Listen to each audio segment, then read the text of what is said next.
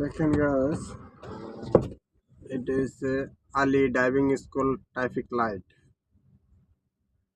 বাহরান। দেখেন গাছ, অনেক সৌন্দর্য।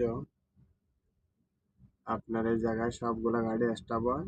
এই জায়গাতেও আপনার গাড়ি ট্রেনিং দেওয়া হয়, পুলিশেরা ট্রেনিং দেয়। এই জায়গায় যদি ফাঁস হয়, আর ভিতরে কিছু আছে ওভারব্রিজ, এগুলোতে যদি ফাঁস হয় তারপর লাইসেন্স দিতে এক টেস্টে। এটা হচ্ছে মেন সিগন্যাল ড্রাইভিং স্কুলের।